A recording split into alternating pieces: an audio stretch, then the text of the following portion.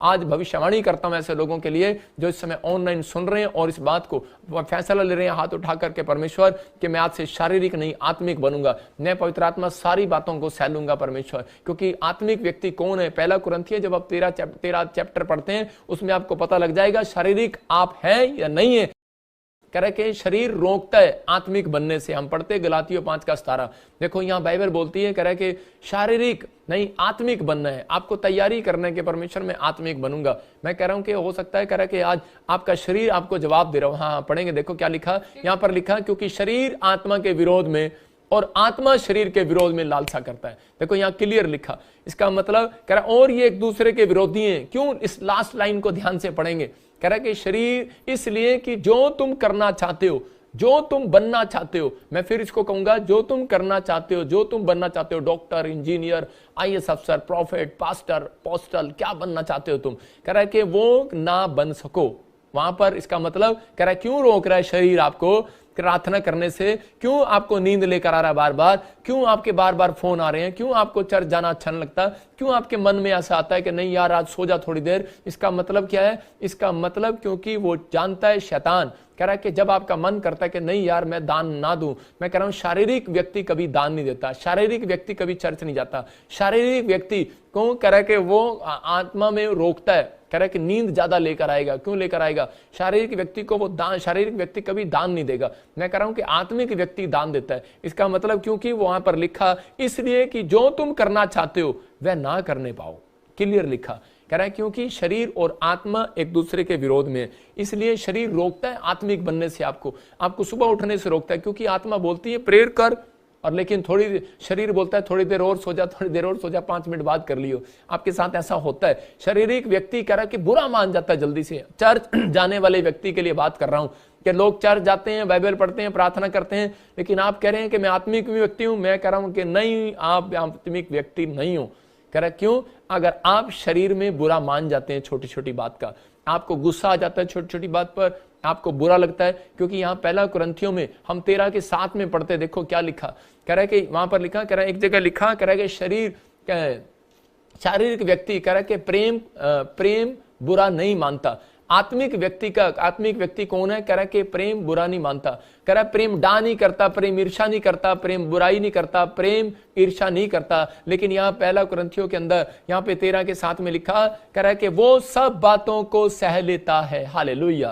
कह रहा है कि वो सब बातों को सह लेता है। इसका मतलब कि परमेश्वर आज उन लोगों को आत्मिक बोलता है जो सब बातों को सह लेता है। मैं कह रहा हूं कि मैं आत्मिक बोलता ही नहीं उन लोगों को जो सब बातों को नहीं सहता। थोड़े से व्यक्ति को फेसबुक पर बोलकर देखो, अभी डंडा उठा लेगा। आपको कोई गाली देकर देखे, अभी कोई जो है चला जाएगा। मैं कह रहा हूं कि अभी इसी समय मुझे किसी ने बताया, कह रहा कि जी आपकी फोटो पर तलवार मार कर उसने एक ने आपकी फोटो काट दिया। मैंने कहा अच्छा कोई बात नहीं, परमेश्वर उसको आशीष दे। कह रहा कि जी हम उसको छोड़ेंगे नहीं, चलो जी हम चलते हैं जी। मैंने कहा ये मेरा काम नहीं है, पुलिस प्रशासन का काम है, उसकी कंप्लेंट करा दो।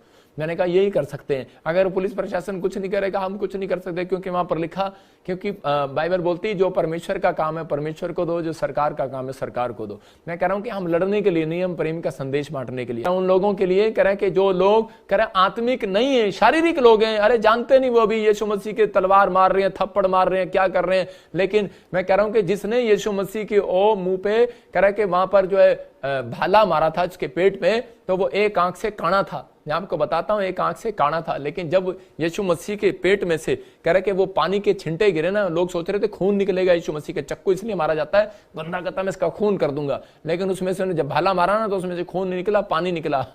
और उसके आंख में जो पानी का छिंटा गिरा, उसकी वो काणी आंख चंगी हो गई थी। ये लोग नहीं जानते। कह रहे कि बहुत सारे लोग जो बुराई करते हैं, परमेश्वर एक दिन बादलों पर आएगा, वो चीज जरूर दिखाएगा।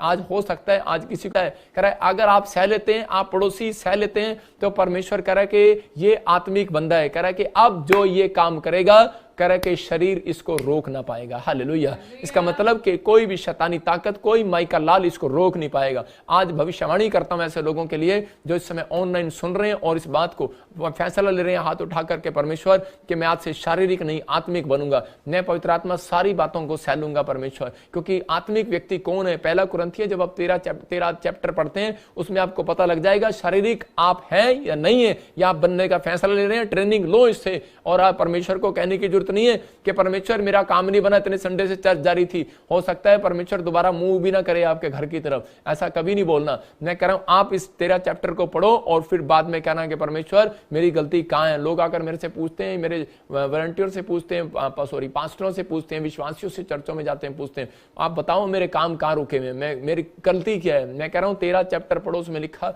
प्रेम डा नहीं करता, प्रेम ईर्ष्या नहीं करता, प्रेम झुंझलाता नहीं, प्रेम बुरा नहीं मानता, कह के प्रेम बुराई नहीं करता, प्रेम कह के ठट्ठा नहीं करता, कह के प्रेम सब बातों को सह लेता है। इसका मतलब यह है आत्मिक व्यक्ति। जब आप आत्मिक हैं तो परमेश्वर आज रात से आपकी जिंदगी में एक नया काम करने वाला यीशु मसीह के नाम में। जब आप मन पर कंट्रोल कर रहे हैं परमेश्वर काम करेगा। दाऊद आत्मिक था और उसने अपनी जिंदगी में क्या किया, भोर को समय प्रार्थना किया, जब आप 5:3 पढ़ते हैं तो कह रहा कि दोपहर को उसने प्रार्थना किया और शाम रात को समय उसने प्रार्थना किया। 3 टाइम उसने अपनी जिंदगी के अंदर प्रार्थना किया। लेकिन आत्मिक व्यक्ति की पहचान कैसे हुई, क्योंकि दाऊद सब बातों को सह लेता था। मतलब कि जब उसको पता लगा उसकी पत्नी बच्चों को उठाकर ले गए, उसके बच्चे उसको मारने के खिलाफ हो गए, तो वो पहले एकदम से तलवार नहीं निकाली, पहले परमेश्वर से उसने पूछा परमेश्वर मैं क्या करूं।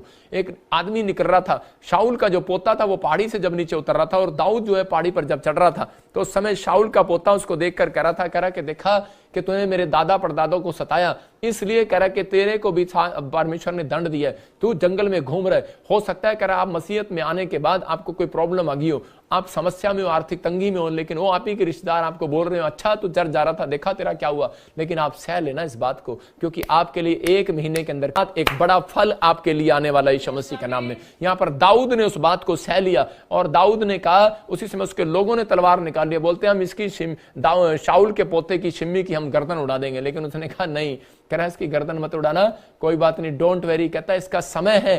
इसका मतलब दाऊद समझ गया, कहता है कि जब तक कह रहा है ये मेरी जिंदगी में नहीं बोलेगा तब तक मेरे पाप नहीं कटेंगे, मेरे पाप क्षमा नहीं होंगे, कह रहा है कि मेरी कोई कह रहा है कि ब्लेसिंग खुलेगी नहीं जब तक आपके खिलाफ कोई बोलता नहीं है।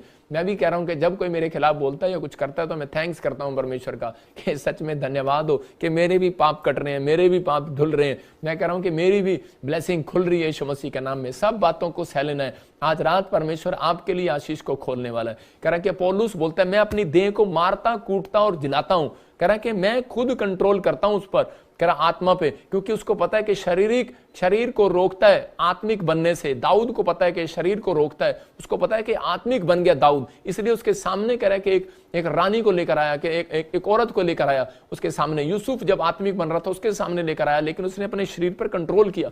मैं कह रहा हूं कि आज हो सकता है आपके जीवनों में कोई ऐसी अभिलाषा आपके आसपास घूम रही हो और आप कंट्रोल ना कर पा रहे हो। इसका मतलब क्या है? इसका मतलब आकाश बंद हो जाता है, लेकिन आप परमेश्वर के वचन के अनुसार जब आप चल रहे हैं तो परमेश्वर आपके लिए आज रात आकाश खोलने के लिए तैयार है यीशु मसीह के नाम में। इसलिए पौलुस बोल रहे हैं कि मैं अपनी देह को मारता कूटता जलाता हूं। कह रहा है कि आप अपने विचारों को मारो कूटो जलाओ खुद, क्योंकि इस बात से आपको समझ लेना है, इस वचन से हमेशा अपने गेट पर लगा लेना है। गलातियों 5:17 को मैं कह रहा हूं गेट पर मत लगाओ। गेट आप कम देखते हैं, ज्यादातर आप शीशा देखते हैं, आप शीशे पर लगाओ। शीशे पर वहां सामने वचन लगा लो, क्योंकि हम शीशे पर जब कंघी करते हैं मेरी तरह तो उसी समय आपको समझ में आएगा कि वहां पर क्या लिखा है। वहां पर फिर से लिखा है, कह रहा है कि हाँ पढ़ेंगे, देखो क्या लिखा 5:17 में, क्योंकि शरीर आत्मा के विरोध में, कह रहा है शरीर आत्मा के विरोध में और आत्मा शरीर के विरोध में है। इसका मतलब वहां पर लिखा है इसलिए जो तुम करना चाहते हो वो ना कर सको। इसलिए आपको ये बात याद रखनी है कि आज मुझे दिन में क्या करना है क्या नहीं करना है, इसलिए शरीर मुझे रोक रहा है, शरीर मुझे चर्च जाने से रोक रहा है, शरीर मुझे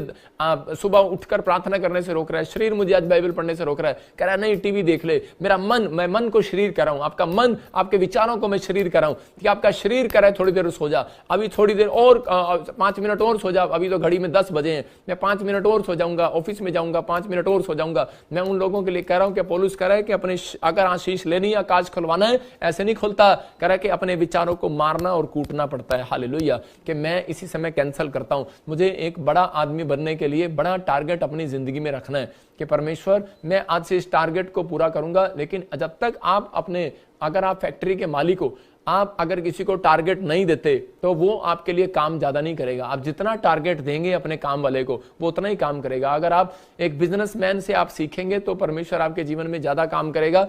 मैं फिर कह रहा हूं उसकी बातें आप दिमाग पर लगाना कि बिजनेसमैन क्या करता है। बिजनेसमैन अगर किसी को अपने अगर उसने अपने मैं आपको मेरे पास कुछ नहीं है, कंगा है, कंगा अगर उसने बेचना है तो वो क्या करेगा, कंगे की फैक्ट्री है तो वो ज्यादा से ज्यादा क्या करेगा, मोबाइल की फैक्ट्री है तो वो ऐसे डीलर पकड़ेगा, ऐसे लोगों को तनख्वाह पर रखेगा कि वो जो जाकर लोगों को बेचें, सामान बेचें। लेकिन वो सैलरी पर भी रख सकता है 10,000 की, 15,000 की, लेकिन आलसी व्यक्ति होगा जो 10,000 की सैलरी पर काम करने के लिए जाएगा, ज्यादा काम नहीं करेगा वो। जब आप उसको कह रहे कि आप टारगेट देंगे कि अगर तूने 1 लाख कंगे मेरे बेच दिए तो उसके बाद क्या होगा, कह रहा कि उसमें 1 रुपया कमीशन तेरी होगी या 2 रुपया कमीशन तेरी होगी या 10 रुपये कमीशन तेरी होगी, तो उसके कितने बने, तो वो उस कमीशन के लिए दौड़ता फिर जाएगा। इसलिए मैं फिर कह रहा हूं कि परमेश्वर कह रहा है कि परमेश्वर ने भी एक टारगेट दिया है।